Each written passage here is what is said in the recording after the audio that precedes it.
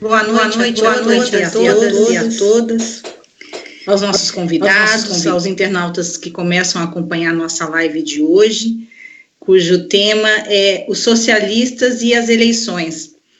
Para fazer esse debate, nós estamos aqui hoje, vamos entrevistar a Raquel de Paula, que é trabalhadora dos Correios, dirigente do sindicato da categoria e pré-candidata pré-candidata do PSTU a prefeita aqui de São José dos Campos.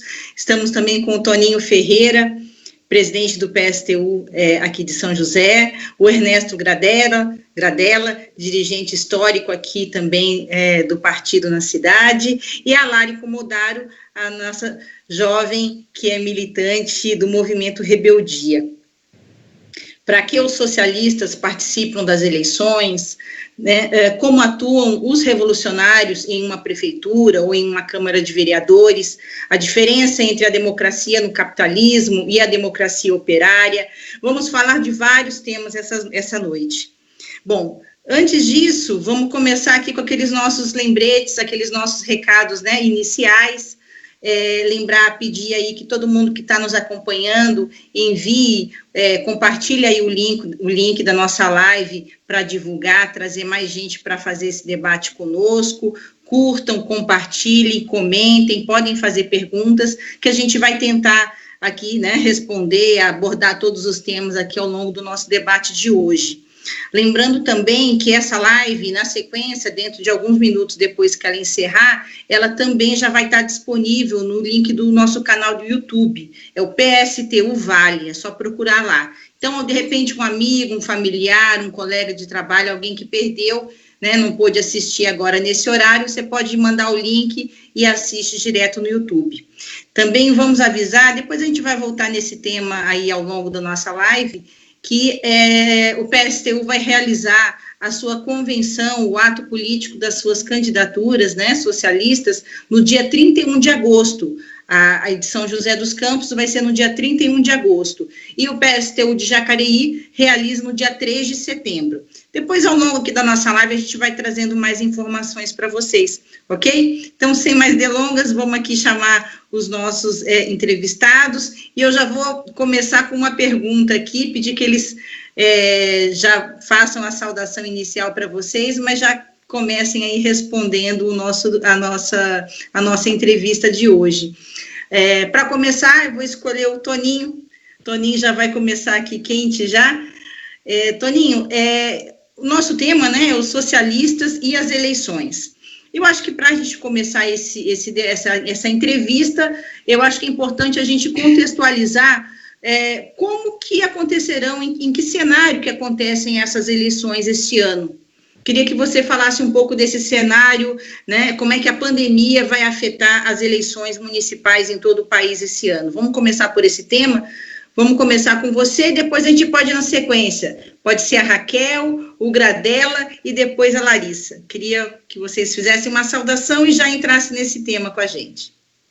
Boa noite, Ana. Boa noite aos internautas. Boa noite, Raquel, Gradella, Larissa. Bom ver vocês de novo. Numa situação como essa, todo mundo em quarentena, das dificuldades que se tem.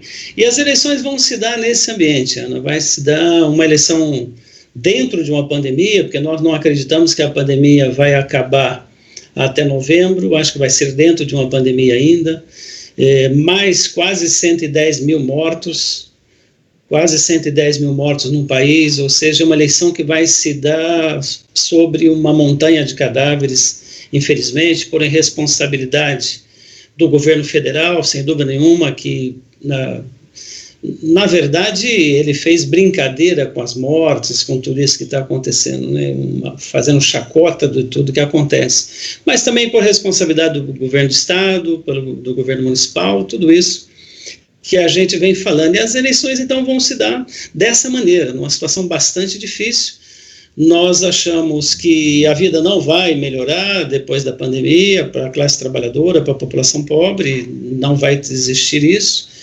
E nós achamos que vai ter muito pouco atividades em público, né? Vai ser mais difícil você ver as grandes panfletagens, tudo aquilo que a gente viu em eleições passadas. Creio que a eleição vai se dar muito pela internet.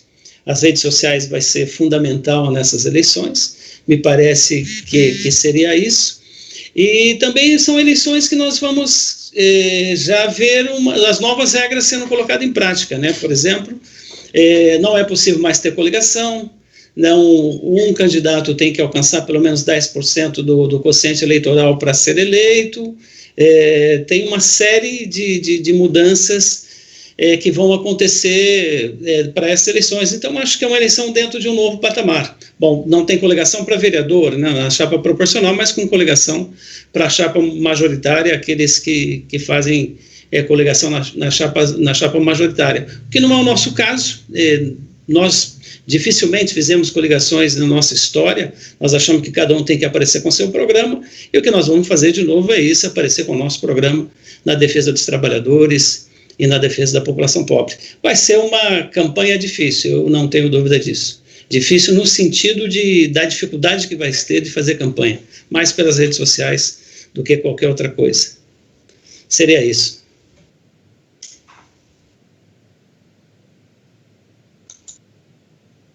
Raquel, você pode dar a sua opinião para a gente?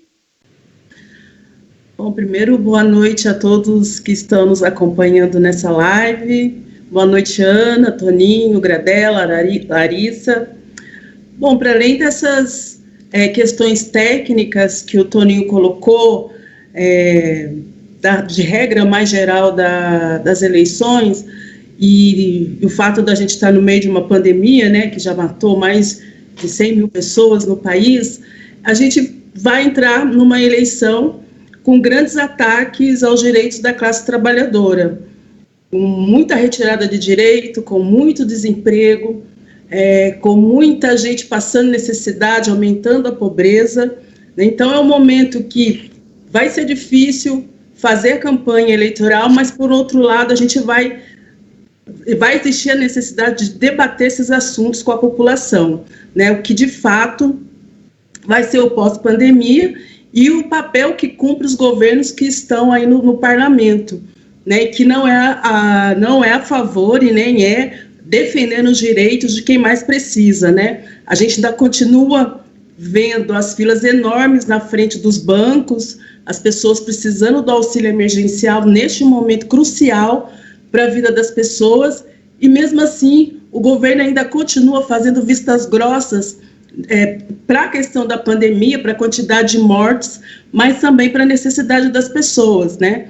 E a gente tem visto o quanto os trabalhadores no Brasil inteiro têm sofrido com isso, né? E aí eu quero até aproveitar esse espaço para saudar os trabalhadores dos Correios, meus companheiros lá, que vão entrar numa assembleia daqui a pouco para deflagrar uma greve contra o governo Bolsonaro, porque a gente faz parte dessa classe e nossos direitos também estão sendo atacados.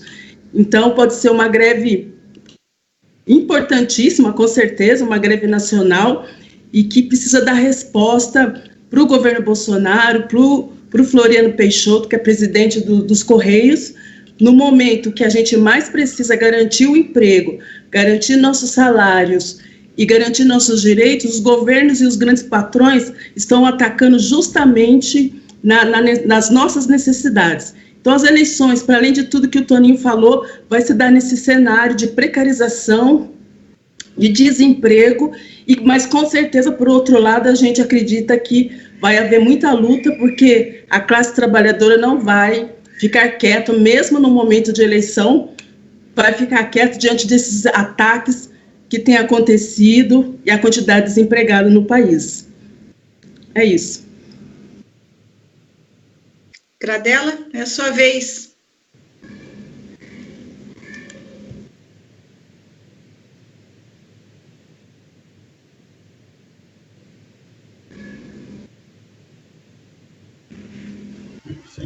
Então, boa noite, Ana, Toninho, a Raquel, Larissa. Eu quero aqui também fazer aí os meus comentários em relação a como vai estar o palco das eleições. Na verdade, nós estamos vendo que hoje a política dos governadores está muito próxima do que é a política do Bolsonaro. Volta, abre a economia para que os empresários possam lucrar nesse período, mesmo sabendo as mortes que podem ocorrer. Se você vai abrir a economia e levar trabalhadores em ônibus superlotados aí para o trabalho, tem um problema. E os filhos deles, aonde você vai deixar? Então é necessário também fazer uma volta às aulas sem nenhuma condição. Na verdade, as escolas não têm condição de receber isso. O governo já deu um prazo, adiou esse prazo, mas, na verdade, mesmo se dermos 2 meses para reabrir as escolas, não há condições seguras de hoje reabrir e voltar às aulas. Então, ao mesmo tempo, um desemprego crescente, a última parcela, a 5ª parcela dos R$600 que o governo deu a muito custo, sobre muita pressão, que na verdade não era a ideia deles, era dar R$200, tudo, quando que cederam isso daí, a última parcela começa a ser paga agora. No mês que vem, em setembro, os trabalhadores, se não mudar essa política, os trabalhadores estarão condenados à miséria, voltarão ao status de miseráveis. Então, nós estamos vendo que a eleição, ela vai se dar num cenário aonde de extrema necessidade dos trabalhadores. E eu acho muito importante esse cenário, porque aí sim, nós do PSTU entraremos com a discussão. Quais são as saídas para os trabalhadores para esse momento? Por que nós defendemos que não se volte às aulas agora? Por que nós defendemos o isolamento social? Por que nós defendemos que o dinheiro dos ricos seja usado para resolver essas questões? E, ao mesmo tempo, nós temos tudo isso ocorrendo aqui dentro da nossa cidade também, somos a dos Campos. E nós queremos transformar esse debate nacional num debate municipal. Então vai ser um cenário muito interessante, com todas as limitações que o Toninho colocou, a Raquel já falou aí, nós vamos ter limitações para isso, mas ao mesmo tempo vai ser um cenário importante para a gente, nessas eleições, usar o cenário eleitoral para debater uma proposta que interessa à classe trabalhadora, uma proposta socialista. Larissa, sua vez. Primeiramente, boa noite a todos que nos assistem, boa noite aos companheiros que hoje estão comigo nesse debate, boa noite a Ana, boa noite ao Toninho, boa noite a Raquel, boa noite ao Gradella. E para dar continuidade a essa questão, com relação à perspectiva às eleições, a gente vive hoje um momento atípico, um momento de pandemia, né?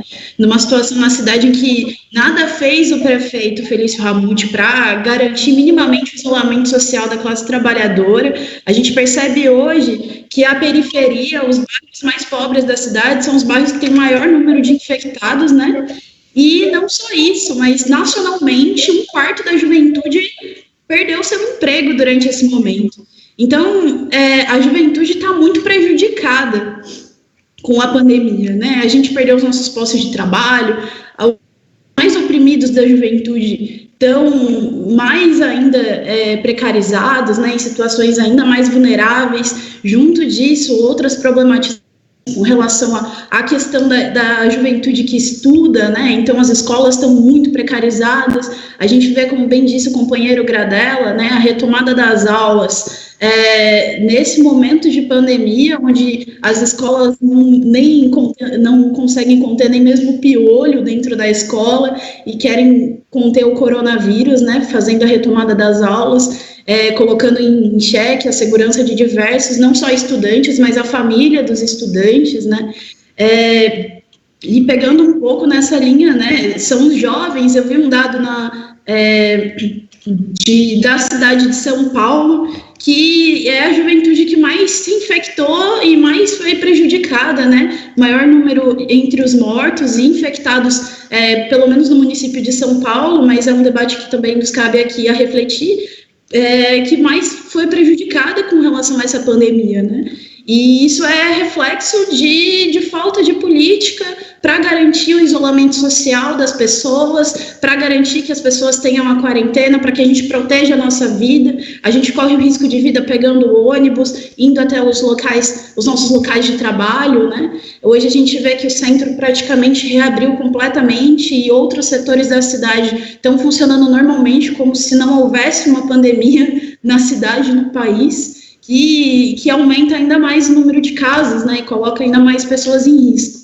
Então, o cenário das eleições vai ser num contexto muito diferente do que a gente já viveu anteriormente, mas provavelmente a gente vai viver um momento de campanha muito mais virtual, muito mais online, né, como bem disse o Toninho, poucos serão os panfletos, poucas pessoas estarão nas ruas, mas a gente vai provavelmente atuar muito mais na internet e denunciando todas essas situações que estão colocadas, né, que colocam a classe trabalhadora, colocam a juventude, a população mais explorada da cidade em risco, e eu acho que é isso. Obrigada, Larissa, obrigada a Toninho, Raquel e Gradella aí, que, além de saudar, começaram a responder ao nosso debate. Eu queria ver com vocês, aqui, opa, tá certinho, ainda falando de como que a conjuntura, né, sobre o processo eleitoral, eu queria retomar até um pouco antes, porque antes da pandemia, a gente viveu, o cenário político brasileiro, ele foi marcado por vários fatos que mudaram a situação do país, notadamente desde 2013. Eu queria pegar esse tema com vocês, porque de lá para cá passou a haver um profundo questionamento, né, do sistema da política, dos políticos, do sistema político brasileiro, dos partidos, né, e isso afetou também as eleições. Eu queria que também a gente entrasse nesse tema, ainda nesse bate-papo nosso, eu queria que a gente entrasse nesse tema. Então, como é que vocês veem esse processo que estourou em 2013 e que afetou profundamente o cenário político nacional e as eleições? Acho que agora nós podemos começar o inverso. Vamos começar com a Raquel. Raquel?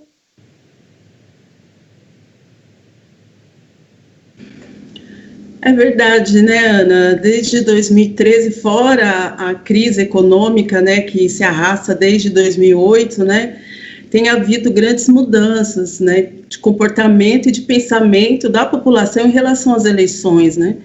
E isso se dá por conta dos casos de corrupções que aconteceram, né, sistematicamente naquele período, escandalosos, como também foi no caso dos Correios, o mensalão dos Correios, né, que abriu a porta aí da discussão do que significa o parlamento, né? E fora outros casos específicos, como o sumiço do Amarildo e tantas outras problemas sociais que aconteceram no país, né? Então, as corrupções foram tão grandes que deixaram um descrédito, né, das eleições. E a gente viu o número de abstenções que tiveram nesse período das eleições, também nos momentos de eleições, né? As pessoas deixaram de votar porque criou um sentimento de que não se acreditava mais, né? Os políticos tiveram, inclusive partidos políticos, tiveram um papel fundamental nesse descrédito da população, né? Infelizmente, o PT, né, que foi um partido que trazia uma perspectiva de mudança, no final, né, foi uma verdadeira decepção, né, porque foi um dos governos que mais teve casos de corrupção, né. Então, a roubalheira que houve, aquele pequeno ascenso que teve da população, mas que nesse período começou a haver um retrocesso, né, o alto índice de desemprego e tudo mais, é um conjunto de fatores que ocorreram, mas fundamentalmente os casos de corrupção foram que trouxeram esse descrédito, né, que levaram as pessoas a, muitas das vezes, não ir votar e não acreditar que seria possível, através do parlamento, mudar a situação de uma certa forma, né, porque já estavam cansados de todos os dias, pela manhã, ligar a televisão, ou é uma mala de dinheiro que se achava, ou era o dinheiro na cueca, ou era tantos casos de roubalheira, né, que aí trouxe esse sentimento, né, que ainda a gente acha que de certa forma, ainda exista, né, de uma parcela da população essa desconfiança, né? Mas a gente tem que ir debatendo e mostrando as alternativas, né? Porque não é todo político que é igual. Existem os partidos realmente que se dizem de esquerda, né, que fazem inclusive o discurso de ser contra a corrupção, mas que no final acaba se envolvendo em vários casos. Então, esse é um debate que nós temos que fazer também do que significa o parlamento, do que significa os partidos políticos que estão no parlamento e quem eles representam. Eu acho que partindo daí, nós podemos avançar nessa questão, né, dessa discussão e dialogar a respeito dessa desconfiança que ainda, de certa forma, existe com a população brasileira. Toninho?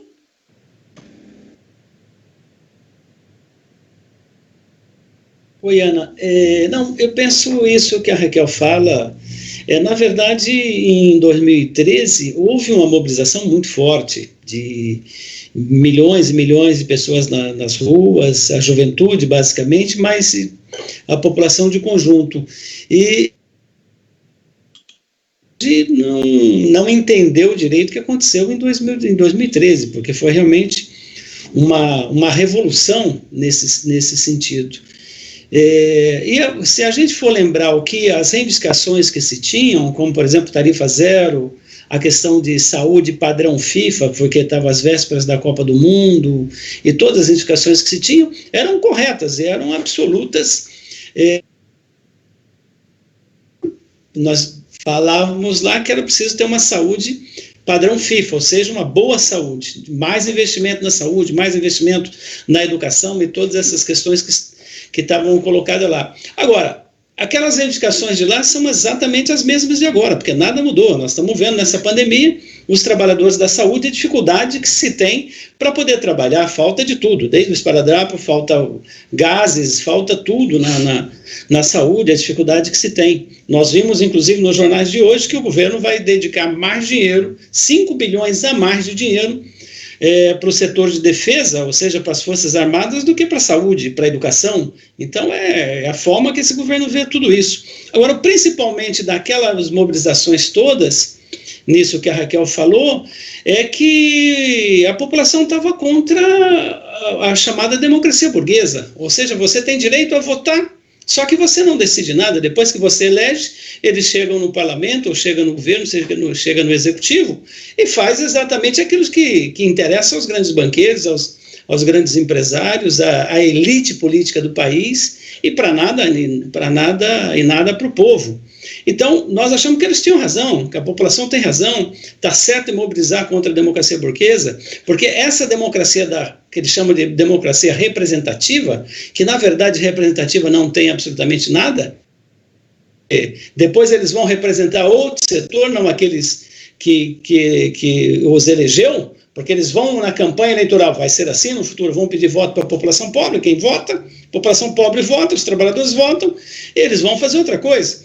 E por fruto, inclusive, de 2013, das mobilizações de 2013 e algumas mobilizações que vieram depois, se criou aí a chamada nova política. Que nova política? O que tem de diferente? Bolsonaro dizia que era da nova política. O que aconteceu? Igual, a corrupção está solta, está vendo aí a proteção do Queiroz, toda a proteção do Queiroz, o que ele já fazia 27 anos atrás, a roubalheira que era na Assembleia Legislativa do Rio, e continuou, não mudou nada até hoje. Por que esse monte de militar no governo? Para que essa história toda? Isso está com a corrupção desse governo sem tamanho. Não aparece, mas ela existe, e é forte, muito forte. As privatizações que eles querem fazer, e por aí vai, ou seja, nada mudou. Agora se juntou com o Centrão. Isso nós estamos vendo. Centrão, que é fisiológico, que só vive, é um balcão de negócios, o Congresso Nacional. E se você traz isso para a Assembleia Legislativa do Estado de São Paulo, ou para as Assembleias Legislativas, é exatamente igual, continua sendo balcão de negócio. Os deputados só fazem negócio. Se traz isso para a Câmara de Vereadores, é absolutamente igual, é um balcão de negócios. Eles estão lá, população, eles estão lá, o motivo cada vereador desse coloca 5, 6 apaniguados, ou protegidos. como empregado na prefeitura, em bons salários, dividem essa grana, tem a rachadinha nos gabinetes, os gabinetes tem gasolina de graça, telefone de graça, correspondência de graça, tem tudo de graça e uma baita num salário, 13 mil reais, mais de 13 mil reais ganham um vereador aqui na cidade de São José dos Campos. Então, ou seja, o que aconteceu em 2013 está absolutamente correto. Depois cismou aí de chamar da nova política para enganar o povo, e mais uma vez enganaram na eleição passada. E a eleição é assim, né? Bastante distorcido, o voto é bastante distorcido, porque a campanha da grande propaganda, da forma que se faz, acaba iludindo, e o povo queria mudança, por isso elegeu o Bolsonaro, e nesse sentido a culpa não é do povo, foi uma busca para mudar, para tentar uma outra forma, e que não foi possível, continuou, dentro dessa democracia burguesa, continuou exatamente igual, os governos são iguais do que eram antes, e o governo municipal também. Você pega em São José dos Campos, chamada Ponte Estaiada, ou ponte estragada, ou ponte da forma que as pessoas falam aí. Por que investir tantos milhões naquela ponte e a periferia da situação como vive? Por que não inverter essa lógica? Por que não gastar mais dinheiro na periferia do que gastar nos grandes centros? Ou seja, a cidade inteira paga para beneficiar alguns. Então, ou seja, a nova política não mudou absolutamente nada. Essa é a luta que o PSTU tem que fazer. Nós estamos de acordo com o que a população fez em 2013, achamos que foi positivo, foi importante, deve continuar fazendo. E mais mobilizações ainda. Assim que acabar a pandemia, ele deu uma fortalecida agora, segundo as pesquisas, mas ele só continua existindo por causa da pandemia, a população não pôde ir para a rua. Mas 2013 foi isso, foi uma forma de jogar tudo por terra, e acabou se jogando através do voto, mas que não resolveu. As pessoas estão mais uma vez desiludidas e não acreditando muito. Acho isso bastante natural. Ou seja, o voto, para a pessoa, ela sabe que tem muita dificuldade, que a ação efetiva acaba não vindo, e não veio, está exatamente igual. Seria isso. Larissa, ainda até falando, porque eu queria que você comentasse agora, porque, na verdade, inclusive em 2013, a juventude foi a ponta de lança de toda aquela revolta, de toda aquela indignação que tomou as ruas, né? Como é que você vê também esse processo, e inclusive hoje, né, as eleições que aconteceram depois, que vai acontecer esse ano, como é que você já falou um pouco disso, de como que a juventude está, eu queria que você retomasse esse tema também, inclusive sobre esse aspecto da juventude.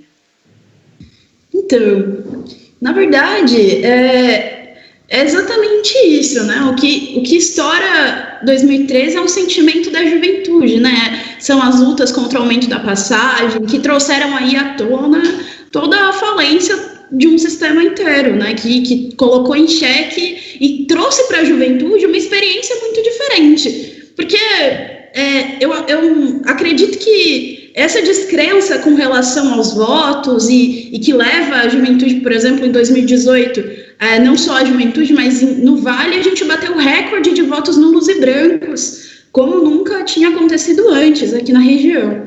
E isso é consequência também de um desgosto principalmente vindo da juventude, que protagonizou as manifestações, não só de 2013, mas que também mais adiante a gente pôde participar da experiência das ocupações das escolas, espaços onde a gente colocava a comunidade dentro das escolas, e em conjunto a gente decidia como seria, o que seria construído, qual seria a produção cultural que seria colocada ali. Foram experiências que não só marcaram a história de São José, mas a história do país, né? As ocupações de 2015, de 2016, que foram por reivindicações muito dignas contra a reforma do ensino médio, que é um ataque perverso à educação, mas que trouxe para a juventude uma experiência que a gente nunca tinha vivido antes, né? De tomar as decisões em conjunto com a comunidade dos rumos do espaço que a gente está convivendo. E isso é incomum na nossa realidade, né? A gente está acostumado a ir para o trabalho, a aceitar as condições do trabalho, a receber um salário que normalmente não é justo, a se sentir ameaçado a perder um emprego a qualquer momento, a juventude, principalmente, o que está se chamando aí nas manchetes de jornais, que diante dessa crise da pandemia, que a pandemia acarretou, que a gente infelizmente, uma geração perdida, a gente está sem perspectiva, né? A perspectiva que tinham os nossos pais, que tinham as nossas gerações passadas, não é mais o que está colocado para a juventude, né? A gente já não vai ter mais aposentadoria, os nossos direitos trabalhistas estão sendo cada vez mais perdidos, porque quando as crises chegam, a lógica é tirar das pessoas mais pobres, é tirar das pessoas mais exploradas e não tirar de quem mais concentra renda, e aí é aquela discussão, né, dos 42 bilionários do país que enriqueceram 37%, né, um dado mais ou menos assim, que estourou com a fala do Altino, né, o companheiro do PSTU há algumas semanas, e é exatamente essa lógica colocada no capitalismo, né? A gente tem dinheiro, a gente tem condições de possibilitar que as pessoas tenham acesso, que as pessoas possam aí construir a sua vida das formas, decidam, né, pela lógica, pelos rumos onde você constrói seus espaços, produz as coisas, né, em coletivo, mas decidem por nós, né, na sociedade. E com tudo isso a gente acaba vivendo sobre uma pressão que acarreta diversas situações e acaba afetando, trazendo esse sentimento de revolta, né, e de descrença nas eleições, que leva a juventude em massa, que ao invés de tirar seus títulos com 16 e acreditar que o voto muda de fato a sua vida, que a gente sabe que isso não é verdade, muitas vezes nem com 18 anos acabam retirando seus títulos e, enfim, não apostam nos votos, né? E eu acho que é importante a gente fazer esse debate, né? Que realmente as eleições elas podem não mudar as nossas vidas, mas entender que existem alternativas, né? Que a gente pode construir um projeto, um mandato para os trabalhadores, né? E avançar nessa discussão. Mas é isso. Gradella, eu queria que você, para a gente passar para a próxima pergunta, para o próximo tema, você entrasse, o Toninho falou dessa questão, né, de que esse movimento também, ele foi, tudo o que vocês já falaram, a Larissa também exemplificou bem aí, mas essa revolta é um questionamento a essa democracia no capitalismo. Eu queria que você falasse um pouco isso, porque ao mesmo tempo que é uma mistura de decepção, né, com o que está aí, mas também tem um pouco de pragmatismo, que as pessoas seguem votando, seguem, né, elegendo. O próprio Bolsonaro, o Toninho cita, ele é fruto desse processo, né, mais uma enganação, mas foi fruto desse processo. Qual que é a sua visão sobre isso também? Olha, as regras eleitorais nesse país, elas levaram aqui, à medida que foi, com o passar dos anos das eleições, que elas se tornassem mais antidemocráticas. As eleições passaram a ser decididas em função dos milhões arrecadados pelos partidos. E esses partidos arrecadavam mais milhões à medida que cediam mais aos interesses aí dos grandes empresários. Então, nós tivemos uma situação, em 2013, nós já estávamos há 10 anos dos governos do PT, a candidata do PT eleita presidente naquele período, ela tinha recebido dos banqueiros e dos grandes empresários contribuições maiores do que o Aécio Neves, que era do PSDB, vamos dizer que era da direita, e a eleição toda tinha um processo de extorsão.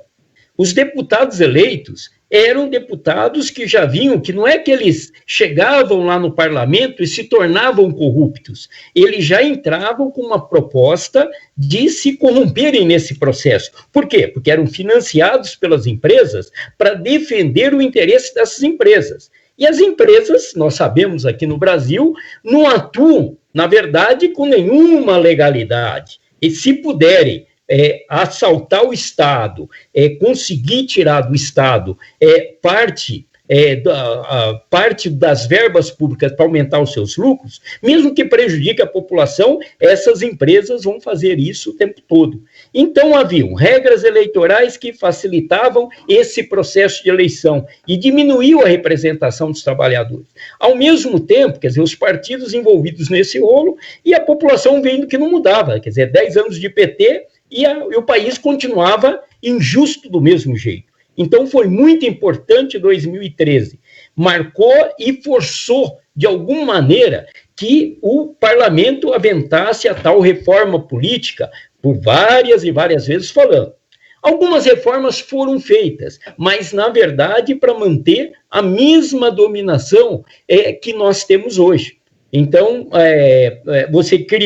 você tira a contribuição das empresas, você cria limites. Só que você cria um fundo eleitoral que você passa novamente para os grandes partidos. Você nunca vai dar igualdade de tempos para um debate onde você inclua aqueles que representam a população, os partidos populares, e incluir ao mesmo tempo os representantes da burguesia. Então a eleição acaba sendo algo que não segue um princípio democrático aí, que poderia dizer, olha, teve a eleição e democraticamente deu esse resultado. Ela reflete todo esse tipo de distorção. Por quê? Porque os interesses grandes estão lá representados, os interesses dos grandes grupos empresariais, dos vários setores da economia, estão lá representados. Então, a gente sentiu isso daí, um questionamento importante da população 2013, e nós queremos o quê? Queremos que esse debate continue sendo feito, que esse questionamento que a população fez naquele momento sobre o que representa os partidos, sobre o que representam as eleições nesse país, o que representa o parlamento, tem que se repetir agora a nível municipal, quer dizer, o debate vai estar focado dentro do município, mas nós queremos discutir isso. Essa Câmara Municipal aqui representa você, esses vereadores aí, quando eles discutiram a reforma da Previdência, eles estavam discutindo, junto com a cidade e com os servidores municipais, a reforma da Previdência Municipal, quando os trabalhadores, quando houve o acordo aí para a venda da Embraer com a Boeing, esses vereadores foram discutir com os trabalhadores, foram discutir com a população da nossa cidade, que proposta era mais importante para a nossa cidade? Não, esses vereadores, eles se fecham em nichos, fazem apenas uma política fisiológica junto ao prefeito e não resolvem nenhuma das medidas que estão aí. Então, aquilo que nós vimos em 2013, de questionar a política, é o que nós queremos que seja feito agora, continuar agora, questionando essa questão eleitoral, questionando a eleição desses vereadores ligados ao capital, com nenhuma vinculação com o movimento da população, com os interesses dos bairros, e vamos continuar cobrando. Quer dizer, nós vamos continuar cobrando para que essa luta seja ainda a luta da juventude, a luta dos bairros, a luta dos trabalhadores desse país.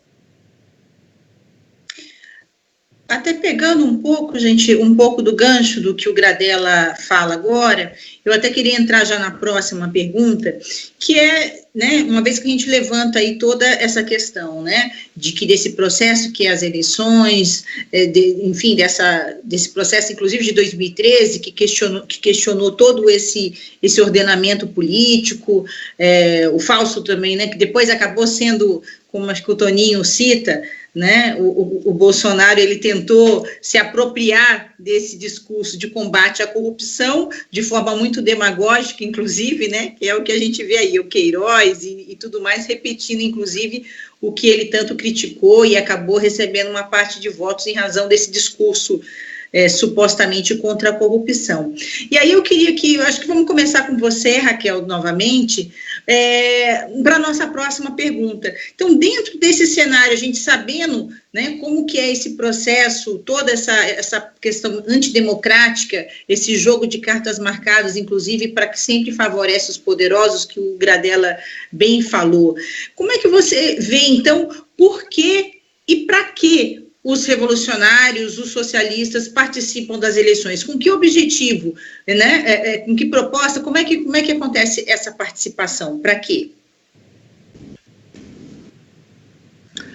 Bom, a gente participa das eleições, né, nós, os revolucionários, primeiro para fazer a denúncia, né, do que esse parlamento significa. E depois, nós precisamos construir uma nova forma de governar, né, e essa nova forma é impossível que ela aconteça sem ter a participação dos trabalhadores. Imagina, como bem disse o Gradella, ele já começou a fazer esse debate.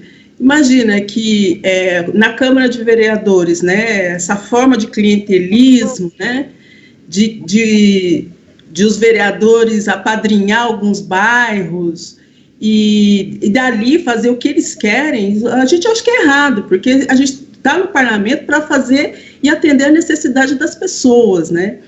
E trazer os trabalhadores para o governo junto com os seus parlamentares, porque a gente precisa discutir quais são as necessidades, né? O que as pessoas precisam no bairro, porque, veja bem, o vereador ele vai lá, faz uma academia ao ar livre, né? E ele pouco consulta as pessoas se é daquilo mesmo que eles precisam, né? Ou se precisa de um posto de saúde, de mais uma creche, né, ou de mais uma escola, né, de melhorias no bairro. Então, para além de fazer a denúncia, né, de tudo que a gente vê dentro do parlamento, dos casos de corrupção, né, dessa bagunça toda, né, desse apadrinhamento todo, a tarefa dos revolucionários também é abrir uma porta da auto-organização dos trabalhadores, né, que pode ser através dos conselhos populares, né, e tantas outras formas. Então, é para isso que a gente participa das eleições, né?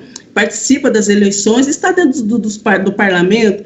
Por exemplo, o Gradella é um grande exemplo disso, que depois ele vai com certeza contar a experiência que ele teve, é um grande exemplo que é possível, né, através de um programa revolucionário, né, de um partido revolucionário, ter parlamentar que não tenha sequer uma mancha de corrupção. E o Gradella é um exemplo disso, né, que teve toda a máquina, né, do Estado nas mãos e nem por isso se corrompeu, nem por isso manchou a bandeira do nosso partido.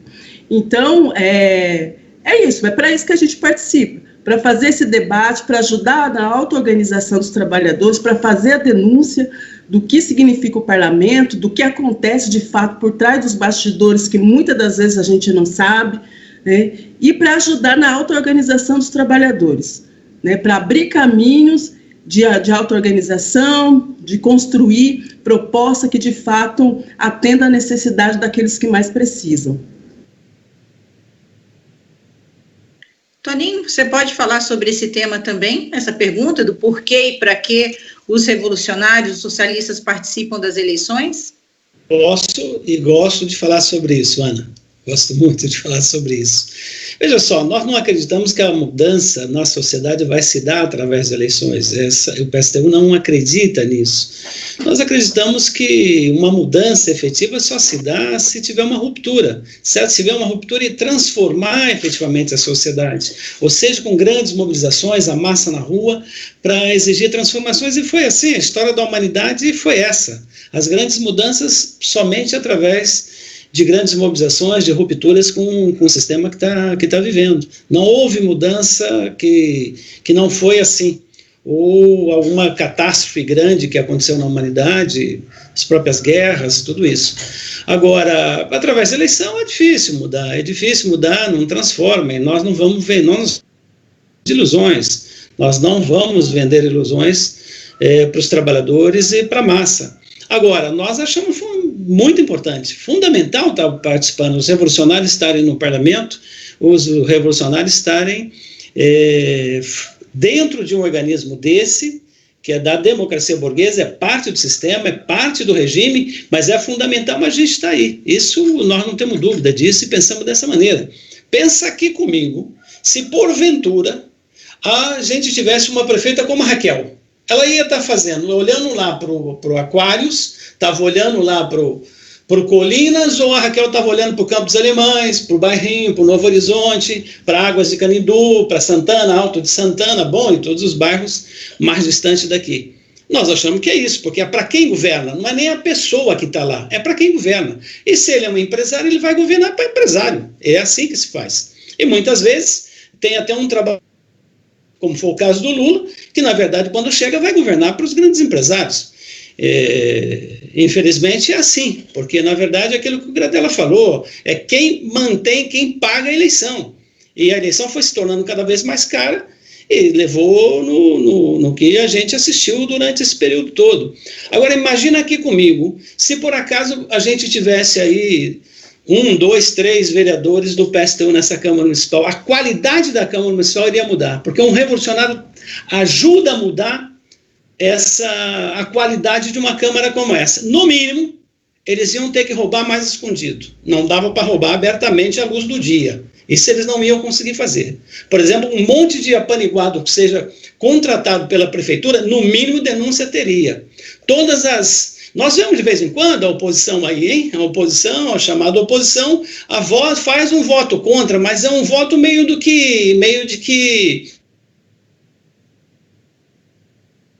mentira, porque efetivamente o enfrentamento mesmo você não assiste. E as transformações que se tem, por exemplo, um vereador, o Gradella foi vereador, muito orgulho, o Gradella na nossa organização, militamos junto há mais de 40 anos, o Gradella foi vereador, não mudou a sua vida, continuou sendo professor, foi deputado federal, não mudou a sua vida, continuou sendo professor.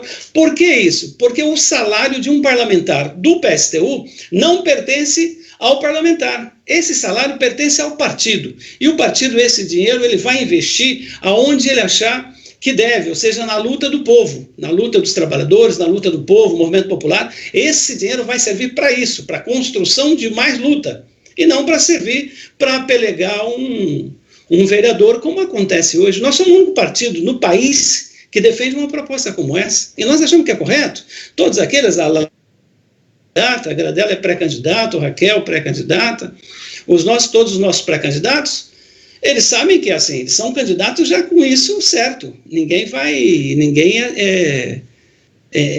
Pelo salário, é para fazer com que a luta aumente. Um parlamentar do PSTU é aquele que no enfrentamento ele está na linha de frente, e tem sido assim, e foi assim. Me lembro do Gradella nas grandes mobilizações desse país, que foi um momento de muita mobilização. É quem estava na frente das mobilizações, literalmente na frente, na primeira fila, e os discursos que nós fazemos em defesa da nossa classe. Então, usar do parlamento, da tribuna do parlamento, para que se faça propaganda dos nossos pensamentos, das nossas ideias, é fundamental, Por isso nós queremos voto, nós queremos eleger, nós vamos lutar para que os nossos companheiros sejam eleitos. E vou te dizer, hein, Ana e aqueles que estão nos ouvindo aqui, todo mundo sabe, os companheiros que estão no debate sabem disso, como é que pode um vereador ter mais de 30 anos de mandato?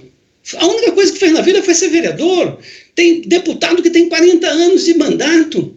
Não muda nada. Bom, o Bolsonaro foi 27 anos deputado, fora o tempo que foi vereador ou que estava no exército e tal. Entendi, nunca trabalhou. Então é isso que acontece. Por quê? Aí, veja só, boa parte dos eleitores hoje não tinha nascido quando um vereador desse foi eleito. Por que não? Nós defendemos que tenha 2 mandatos só. Apenas 2 mandatos no máximo. E reveza, e muda. Por que não muda? Porque não interessa. E não interessa para ninguém, todos eles são iguais. Não muda absolutamente nada. Então, isso que nós achamos. Agora, cada voto que a gente consegue tirar do outro lado e traz para um militante do calibre de Ernesto Gradella, cada voto que a gente pode tirar do outro lado e traz para um militante da capacidade da Larissa, ou do Serginho, ou de todos, ou do Selva, de todos os companheiros da Janaína, dos companheiros que estão candidatos junto com a gente, ou de toda a chapa do PSTU, que são pré-candidatos.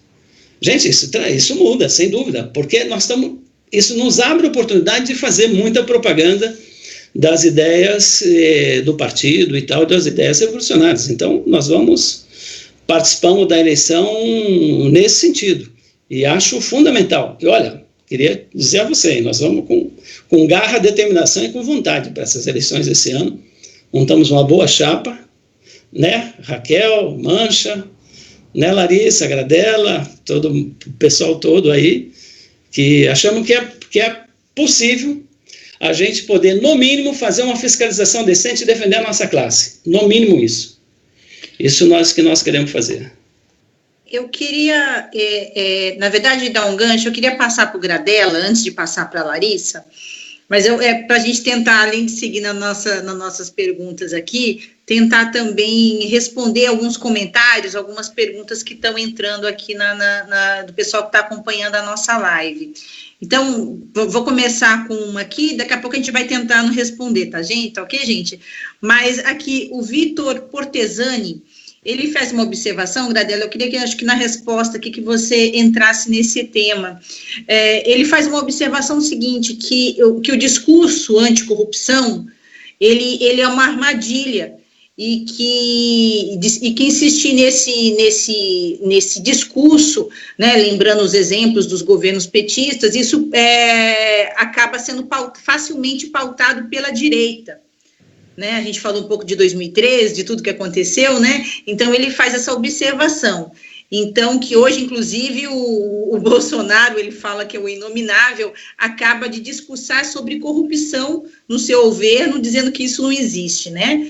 Então, ele está pedindo acho que ele quer que a gente comente mais sobre isso, e, inclusive, ele fala ele questiona da correlação de força para mudar essa situação no parlamento, como fazer a revolução, como sair desse processo. Eu acho que você podia entrar nesse tema para a gente também ir respondendo o pessoal aqui que está acompanhando, pode ser? Não sei se deu para entender a pergunta, eu posso até repetir. Viu, Ana? É importante aí, em primeiro lugar, a questão da importância do momento das eleições. São momentos políticos muito importantes, onde nós podemos contrapor a proposta da classe dominante à proposta dos trabalhadores. Vai ser muito bom, quer dizer, ter a Raquel contrapondo propostas nossas para a saúde com a proposta que estão colocada aí pela direita, e todos eles são parecidos, de manter a SPDM cuidando do hospital municipal, terceirizando. Colocar as propostas de obra que interessa para a cidade, contrapondo aí ao arco da ostentação, né, que está lá, aquela ponte estaiada lá de 62 milhões, no momento em que a população precisa de mais coisa. E as eleições, elas possibilitam isso daí. Então, nós, socialistas, nos interessa participar das eleições para participar desse debate. Elegendo ou não, nós sempre vamos estar participando, levando a proposta dos socialistas para a população e contrapondo, criando um contraponto a isso. Dentro do parlamento, nós faríamos a mesma coisa. Nos contraporíamos às propostas que estão lá colocadas pelo setor da classe dominante. Queria até chegar à questão a questão colocada aqui pelo Vitor. O Vitor é um companheiro que eu conheço há muito tempo, hein? Um companheiro de luta, um companheiro que sempre teve na luta dos servidores federais, servidores públicos, aqui do pessoal ligado à ciência e tecnologia, e é um companheiro que participou desde o início, nós estivemos juntos na fundação do PT, então foi um companheiro que se mantém e que a gente respeita muito. E dizer uma coisa, viu, Vitor?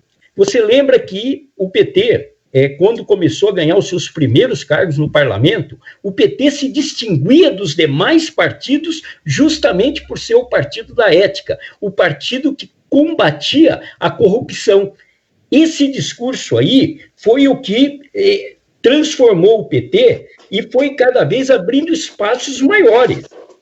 O PT, na época que eu estive lá como deputado federal, cobrava tantas coisas do Tribunal de Contas da União que eles começaram a colocar limites, porque os parlamentares do PT eram os que mais pediam investigação sobre as contas que os governantes estavam colocando lá na época. O PT foi um partido que se construiu na luta dos trabalhadores e contra a corrupção. Por isso que falar agora, quer dizer, que falar em corrupção é algo que vai ajudar a direita, não está correto. A ética, a luta contra a corrupção é uma luta nossa, da esquerda, dos movimentos populares. A direita não tem ética, a direita não combate a corrupção. A direita se aproveitou da situação criada pelo PT que foi fazendo alianças com todos os setores da direita, aí reuniu na sua base eleitoral, desde o Collor, você lembra que nós tiramos o Collor lá na época? Desde o Collor, o Sarney, quem mais que era a base do PT? Isso foi juntando tudo que tinha lá de lixo. O PTB, o Roberto Jefferson, estava lá como base do PT. O PT juntou tudo isso daí e é claro que depois acabou causando com esse tipo de alianças que ele fez, com essa maneira de governar, acabou se envolvendo em todos os casos de corrupção que vieram depois disso. O Roberto Jefferson, não é porque depois ele passou a fazer parte do governo do PT que ele deixou de ser corrupto. Ele era antes e continuou. A mesma coisa o MDB, quando passou a dar apoio. Então, é isso que ocorreu. Eu discordo totalmente que falar na questão discurso anticorrupção é ruim para nós. Nós temos que cobrar a corrupção do governo Bolsonaro. Quem disse que não tem corrupção? Cadê os casos aí ligados a ele? Cadê os casos aí envolvendo os filhos dele? Todo tipo de corrupção, rachadinha, dinheiro, quer dizer, compras que foram feitas em dinheiro vivo durante esse período, dinheiro que entrou na conta da mulher do Bolsonaro. Não existe esse negócio de que então a direita é honesta e esse discurso aí vai nos prejudicar. Ao contrário, o discurso anticorrupção é o discurso nosso, é o discurso que nós temos que fazer. Por quê? Porque não existe honestidade dentro do capitalismo. O capitalismo é ganhar dinheiro. Ganhar dinheiro, você faz qualquer tipo de coisa. Você destrói a natureza para ganhar dinheiro, está justificado. O capitalista que faz isso é um bom capitalista, está seguindo toda a linha capitalista. O capitalista que corrompe, para isso também, ele está ali dentro. Então, só há possibilidade de acabar com a corrupção. É um sistema que os trabalhadores controlem. E é isso que nós temos que dizer para toda a população. O restante aí sempre vai ter corrupção. Então, por que o prefeito aqui impede qualquer comissão da Câmara? Por que você não consegue uma comissão da Câmara para investigar os gastos feitos numa obra aqui na Câmara Municipal? O prefeito impede. Ele chama os vereadores e impede qualquer investigação que seja feita em relação a isso. Por quê? Porque ele quer governar sem denúncia de corrupção. O fato de não conseguir levar adiante uma denúncia de corrupção não quer dizer que elas não existam, apenas que algumas vezes eles criaram sistemas para a gente não investigar. E nós vamos exigir a fundo essa investigação, vamos querer livros abertos, vamos querer que tudo isso seja colocado. E no nosso programa vai estar lá colocado. Quer dizer, nós queremos que a população participe da administração e saiba, através dos conselhos populares, quanto tem dinheiro, aonde está sendo gasto e como está sendo gasto. Então, eu acho que nós temos, sim, que falar da corrupção, temos que falar desse combate, porque é uma luta nossa, tá? Então, seria isso, mas fica aqui o meu abraço para você, porque eu sei que você também é um companheiro que sempre teve na luta, durante todo esse período, na sua vida toda, teve nessa luta aqui, junto com a gente. Obrigada, Gradella. Gente, antes de passar, nós demos essa paradinha aqui para o Gradella responder aí a pergunta de um companheiro que está nos assistindo, mas eu queria voltar ainda na pergunta também anterior com a Larissa. Lari, então, sobre tudo que a gente falou, né, você inclusive também pegou essa questão da juventude, como é que você vê, então, dentro de tudo que a gente também discutiu desse perfil das eleições, de como que é o sistema de jogo, de cartas marcadas, enfim, de tudo que a gente já discutiu, como é que você vê, então, por que você é uma jovem, inclusive, você é pré-candidata, pré-candidata do PSTU à Câmara, né, a uma vaga na Câmara, a vereadora, você é uma jovem, é do movimento Rebeldia, inclusive também vai estar no ato de lançamento das nossas candidaturas no dia 31 de agosto, como eu falei no início. Como é que você vê, então, como um jovem socialista, uma jovem revolucionária, participa das eleições coerente, inclusive, com tudo que você falou. Eu queria que você falasse um pouquinho sobre isso também, antes da gente ir para a próxima. Bom, um pouco vai um pouco na linha da questão da minha fala anterior. Eu sou de uma juventude que cresceu numa década em que as pessoas, a gente amadureceu, né, a gente tem maturidade política, junto com o um escancaramento de frustrações com um governo reformista que reprimia a juventude na luta, que era contra a classe trabalhadora, que não construía as políticas junto da classe trabalhadora,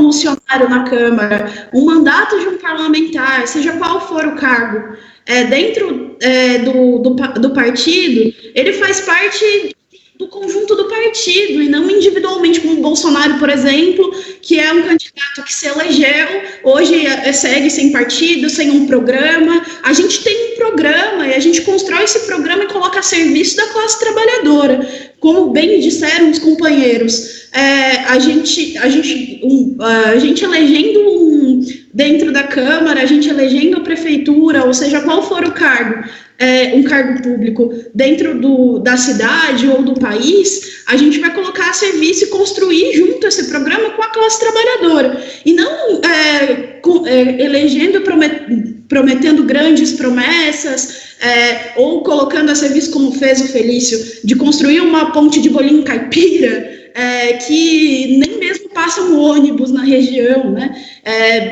E permitindo aí que a passagem aumente, inclusive, né, os próprios vereadores que hoje compõem a Câmara, né, nada fazem pelos trabalhadores, nada constroem junto dos trabalhadores, né, como foi bem mencionado pelos companheiros que estão aqui no debate, a reforma da Previdência do Felício, que passou, nenhum debate foi feito entre os vereadores e a base, né? Um debate efetivo, uma construção em conjunto da classe trabalhadora para se apostar na luta e barrar esses ataques. Então, o nosso papel dentro desses espaços da gestão pública é justamente, junto das denúncias que a gente fazer, possibilitar mais ainda a articulação da luta da classe trabalhadora, né? Que a nossa maior aposta é sempre essa, apostar na luta da classe.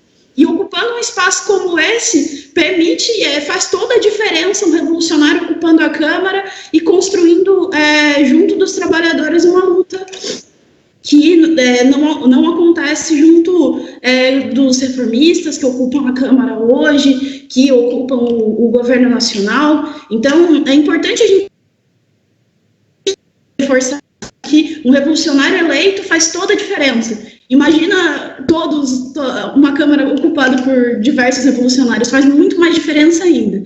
Não porque as nossas promessas vingarão, farão grandes diferenças, mas porque a gente vai conseguir construir uma luta muito mais forte, que é essa nossa maior aposta. Vai estar fazendo uma gestão a serviço da periferia, a serviço das classes mais oprimidas e mais exploradas, e contra todos esses ataques que são aprovados diariamente pelos governos reformistas, pelos governos mentirosos, né?